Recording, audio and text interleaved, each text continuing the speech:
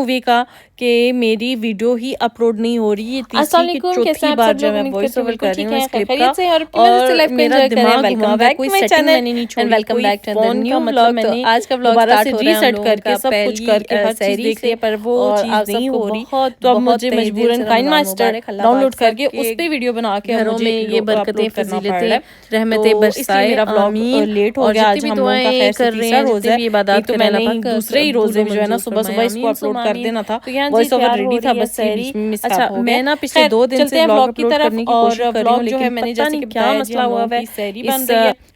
इतने अरसे बाद जी मैं उठ के बना रही हूँ सहरी। लास्ट ईयर जब रमज़ान थे तो जी मेरा एंड चल रहा था प्रेगनेंसी का, तो मैंने कोई रोज़ा नहीं रखा था उस टाइम। तो मैं सहरी भी उठ के नहीं बना रही थी अपने हस्बैंड के लिए, वो खुद ही खैर से उठ के अपनी सहरी बना लेते थे, उन्होंने मुझे कभी तंग नहीं किया। तो यहाँ पे आज उठ के जो है ना बड़ा अजीब सा लग रहा था किसी के लिए सहरी तैयार करना, क्योंकि खुद ही मैं पहले खुद अपने लिए सहरी तैयार करती थी, छोटी मोटी सहरी। अब तो पूरा प्रॉपर नाश्ता बन रहा था। नाश्ता तो खैर रोज़ ही बनता है, सहरी एक और चीज़ होती है, थोड़ा जल्दी उठ जाते हैं। आज खैर से सबका रोज़ा था, बच्चों का भी रोज़ा था, जुहान का फर्स्ट रोज़ा है आज। तो काफ़ी एक्साइटेड था, हम लोग खुद एक्साइटेड थे। मुझे खुद नहीं पता था कि पूरा दिन कवर कर पाएगा कि नहीं, लेकिन अल्हम्दुलिल्लाह अच्छा रहा सब के लिए। तो जी सहरी करने के बाद इबादत करके नमाज़ वगैरह पढ़ के थोड़ी देर हम लोग सो गए थे, क्योंकि आजकल चल रही हैं बच्चों की छुट्टियाँ और मंडे से स्टार्ट हो जानी है स्कूल। तो कुछ चीज़ें घर में नहीं थी, ग्रॉसरी की मिसिंग थी, तो मैंने सोचा क्यों ना जाके थोड़ी बहुत ग्रॉसरी कर ली जाए। वैसे भी आगे काम आ जाएंगे और मैं जो है बाहर नहीं निकल पाऊँगी, क्योंकि मेरे हस्बैंड ने पूरे वीक नहीं होना घर पे, वो काम के सिलसिले में बाहर जाते रहते हैं। और आज भी जिस टाइम रमज़ान का पहला दिन था, ये सुबह आए थे 3 बजे और फिर 5 बजे मैंने इनको जगा दिया सहरी करने के लिए। तो उनके लिए सोना तो बनता था, क्योंकि इनके पास सोने का बिल्कुल भी टाइम नहीं हो रहा।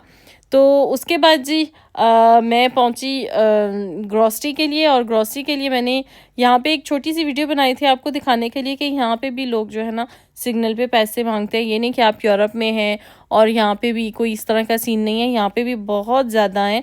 और ये लोग जो है रोमेनियन होते हैं और ख़ुद को मुस्लिम कहते हैं, सीरियन रिफ्यूजी कहते हैं, और लोगों से पैसे इस तरह ठगते हैं मैं कहूँगी, क्योंकि पीछे जो है इन्होंने महल बनाए होते हैं अपनी अपनी कंट्रीज़ में, यहाँ पे आके ना ये मांग रहे होते हैं। एक और आंटी यहाँ पे लिडल के सामने बैठी थी और वो इस चीज़ का फ़ायदा उठा रही थी कि रमज़ान है, और रमज़ान में ये होता है कि लोग ज़्यादातर ना सदका वगैरह करते हैं और इस तरह चीज़ें करते हैं, तो उन चीज़ों का भी फ़ायदा उठाते हैं।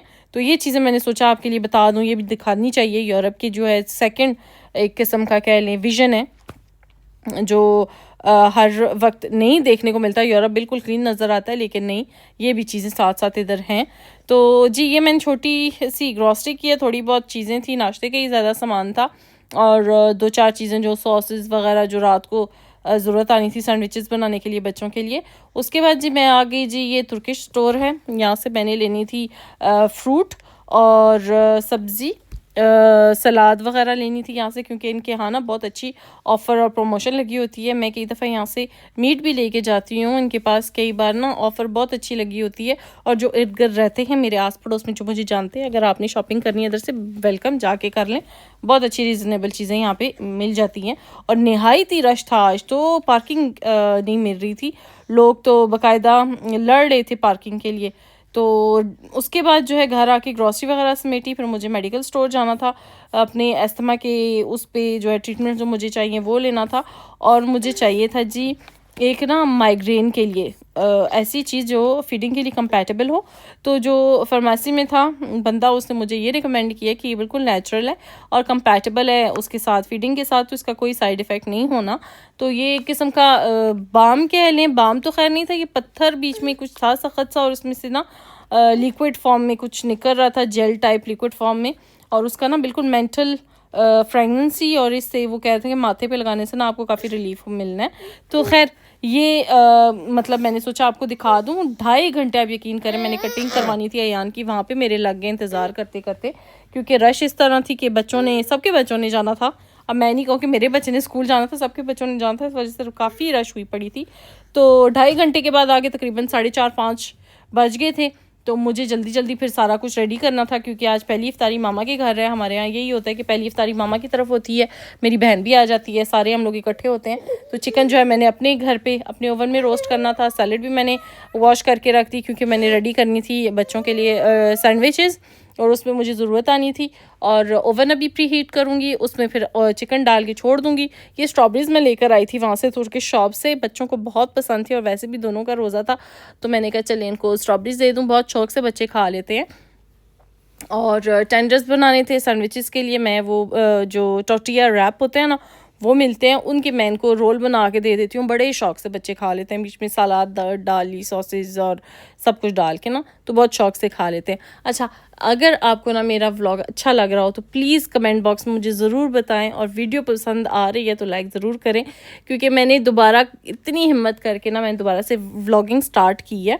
और मैं चाहती हूँ कि मैं प्रॉपर से ना, जैसे पहले मैं आपके साथ हर बात शेयर करती थी, हर चीज़ शेयर करती थी, हर इन्फॉर्मेशन शेयर करती थी हर किस्म की, तो उसके लिए ना मुझे आपकी हौसला अफजाई की बहुत ज़रूरत है। तो इस वजह से मैं आपसे बार बार कहती हूँ, रिक्वेस्ट करती हूँ, तो काइंडली लाइक कर दिया करें, कमेंट कर दिया करें।